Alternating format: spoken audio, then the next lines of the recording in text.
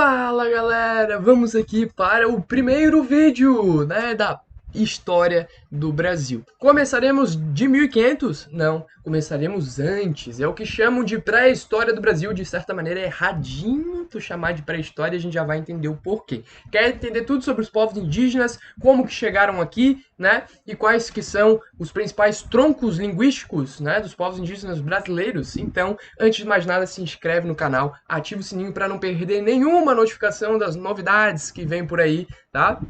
Curte, comenta e compartilha com a galera para não perder nada e para todo mundo ficar inteirado nessa história muito louca que é a história do teu país. Então vamos embora. Antes de mais nada, por que é errado falar que é pré-história do Brasil? Qual que é o conceito, Tudo que vem antes da escrita é pré-história. É o mesmo conceito lá da periodização, que a gente chama aquele período de pré-história. A gente só transfere para a nossa situação um pouco mais específica, que é o Brasil, Então a gente tem aí essa pré-história do Brasil sendo tudo que veio antes do Pero Vaz de Caminha, O primeiro escritor, o primeiro registro que vai ser produzido em território nacional, tá?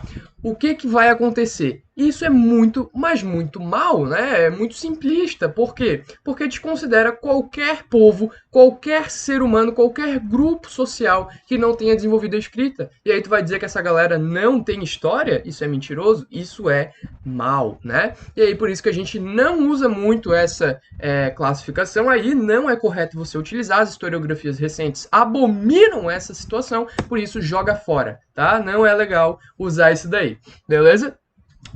Cara, antes da gente estudar, toda aquela questão de quais são os indígenas e tudo mais, os troncos linguísticos, eu quero conversar com vocês uma coisa, sobre como que eles chegaram aqui. Isso aqui geralmente não é muito tratado, no ensino médio, mas é algo bem interessante e bem importante, tá? Já caíram questões vestibulares aí falando sobre esse assunto, tá? Então é bem importante vocês saberem. Antes de mais nada, você precisa entender que a gente tem teorias, não tem nada afirmando, como que eles chegaram, até porque é um conhecimento muito profundo e muito difícil de obter com precisão. Então a gente vai ter duas teorias principais que muito provavelmente aconteceram, tá, galera? A primeira teoria é a do Estreito de Bering, que seria então aquela que fala, aquela que retrata a chegada, dos mongoloides através desse estreito que fica entre o continente americano e, a Rússia e o continente asiático, Então aqui no Paleolítico Pleistoceno, ou seja, antes, do aquecimento, na época da glaciação, a gente vai ter aí esse gelo, aqui no oceano, que vai permitir a passagem desses mongoloides, que vieram lá desde os primeiros hominídeos na África, se espalharam pela Ásia e agora estão chegando à América, tá? E a gente tem essa teoria aí sendo muito, mas muito bem fundamentada por muito tempo, até que Nied Guidon, uma grande pesquisadora fenomenal, vai achar fósseis que vão comprovar que chegaram negroides antes de mongoloides, E aí ela começa a procurar e pesquisar mais sobre o assunto e ela traz essa teoria que traz que provavelmente os primeiros habitantes da América chegaram através da navegação de cabotagem. Bruno, como assim vieram de barquinho pelo Oceano Pacífico? Exatamente, tá? E essa teoria é bem respaldada até pela historiografia, tá, galera? Então eles vieram lá da Micronésia, da Polinésia, da Melanésia, pelo mar, com os barquinhos, indo de ilha em ilha até chegar na América do Sul, tá? Isso cerca de 32 mil anos antes de Cristo. Bruno, não acredito, pois acredite, pesquisa aí no Google e vê, Pesquisa aí o fóssil da Luzia. Por que da Luzia? Porque a Luzia era uma dessas provas, de que os negroides, e agora falando um pouquinho sobre esses fenótipos, negroide e mongoloide, os negroides chegaram primeiro na América, antes dos mongoloides. E isso daí é bem comprovado pelas datações de carbono 14, tá, galera? Então a Luzia, ela comprovava isso, E por que comprovava no passado? Porque a Luzia acabou queimando junto com o Museu Nacional em 2018, tá? E, infelizmente, bem triste aí essa situação. Mas pesquisa que tu acha, tá? Ainda deve ter foto da Luzia aí no Google. Outra coisa sobre os negroides é que eles formaram as famosas sociedades do Sambaqui. O que são sambaquis? São essas formações que parecem muito morrinhos, Mas na verdade são construções humanas, tá? Os sambaquis são parecidos com pirâmides, eles têm propósitos parecidos também, né? Como, por exemplo, guardar objetos dos povos indígenas negroides, tá? Guardar corpos, enfim, né? A gente vai ter então essas construções bem características. O maior deles está na cidade de Laguna, em Santa Catarina, tá? E aí, cara, depois de um tempo, quando o colonizador começou a achar, né, os portugueses, enfim, outros colonizadores de outras etnias, outros, enfim, né, outras nacionalidades, começaram a achar essas construções, eles começaram a, tipo, pegar, né, pegar o cal. Essas construções, elas são formadas principalmente por cal, algumas por argila também, mas enfim, principalmente cal. Começaram a cavar e destruir, e aí depois que eles foram se tocar que ali dentro tinha ossos, tinha objetos, e eles estavam se aproveitando aí do trabalho dos indígenas antigos. Muito louco, né? Depois, né, depois de um certo tempo, a gente vai ter a chegada dos mongoloides, que vai ser a segunda grande migração, muito provavelmente vindos aí do Estreito de Bering, como havia citado antes, né, a primeira teoria, a primeira grande teoria da chegada dos seres humanos na América. O que vai acontecer? Os mongoloides, eles são um pouco mais bélicos, um pouco mais guerreiros, né, do que os negroides. Eles possuem, né, uma característica, né, social que permite eles terem, né, uma primazia maior no quesito guerra, né, e eles vão acabar dominando os negroides, absorvendo ou semissegenando com eles, beleza? Os mongoloides, então, absorvendo a cultura negroide, misturando com a própria cultura, formando uma miscelânea cultural muito cholhoca, vão formar sociedades indígenas complexas, as sociedades que a gente conhece, né, muito, né, como os maias, os astecas, os G, os tupi, os apache, né, todos esses que a gente ouve falar, tá? Uma coisa que geralmente perguntam, Bruno, por que tem tanto, né? Tu acabou de falar de um monte, né, de povos indígenas. Por que tem tantos povos indígenas na América? Cara, olha para esse continente gigantesco, né? O principal fator é a extensão geográfica, né? É o distanciamento geográfico e territorial, tá? A gente vai ter um espalhamento desses povos indígenas, o que vai acabar, né, fazendo com que essas culturas variem bastante.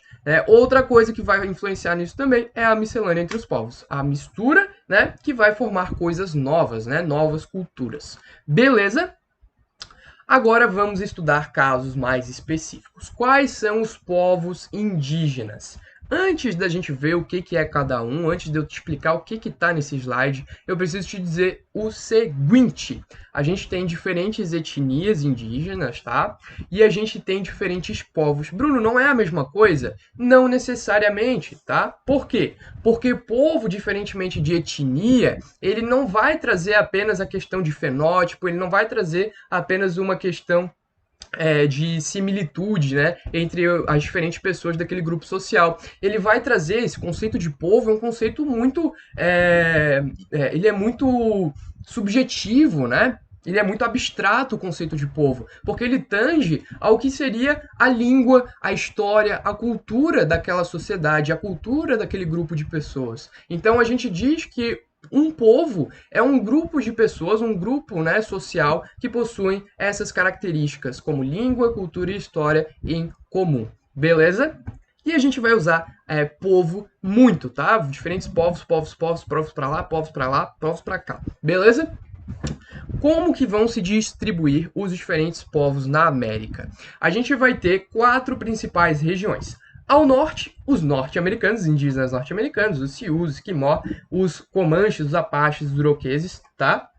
Aqui na América Central a gente vai ter maias e astecas, tem aula no canal, tá? Não tem aula dos Sioux, norte-americanos e tudo mais, porque não cai muito nos nossos vestibulares. Se vocês quiserem muito e comentarem aí muito nesse vídeo, eu posso fazer uma aula sobre isso, tá? Mas não cai muito no vestibular. Nunca caiu, eu acho. Aqui, né, perto dos Andes, a gente vai ter os Incas, que também são conhecidos como os povos indígenas das terras altas, né, desculpa.